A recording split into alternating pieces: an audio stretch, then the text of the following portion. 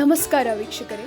ಮೈಸೂರು ಜಿಲ್ಲೆಯ ಎಚ್.ಡಿ. ಕೋಟೆ ತಾಲೂಕಿನ ಹಂಪಾಪುರ ಹೋಬಳಿಯ ಜಿ.ಬಿ. ಸರಗೂರು ಗ್ರಾಮದಲ್ಲಿ ಭಕ್ತಿ ಮತ್ತು ಸಂಭ್ರಮದ ವಾತಾವರಣ ಮನೆ ಮಾಡುತ್ತಿದೆ. ಫೆಬ್ರವರಿ 14, 2026 ಶನಿವಾರದಂದು ಶ್ರೀ ಶನೇಶ್ವರ ಸ್ವಾಮಿ ಮತ್ತು ಶ್ರೀ ಮಹದೇಶ್ವರ ಸ್ವಾಮಿ ಅವರ 30ನೇ ವರ್ಷದ ವೈಭವದ ಕೊಂಡೋತ್ಸವ ಹಾಗೂ ಜಾತ್ರಾ ಮಹೋತ್ಸವಕ್ಕೆ ಸಕಲ ಸಿದ್ಧತೆಗಳು ನಡೆದಿವೆ. ಫೆಬ್ರವರಿ 13 ಶುಕ್ರವಾರದಂದು ಕಾರ್ಯಕ್ರಮಗಳು ಆರಂಭವಾಗಲಿದ್ದು, ಅಂದು ಬೆಳಗ್ಗೆ ಗಂಗಾ ಪೂಜೆ, ಗಣಪತಿ ಹೋಮ ಮತ್ತು ಛಾಯಾದೇವಿ ಅಮ್ಮನವರಿಗೆ ಬೆಳ್ಳಿ ಕಿರೀಟಧಾರಣೆ ನೆರವೇರಲಿದೆ.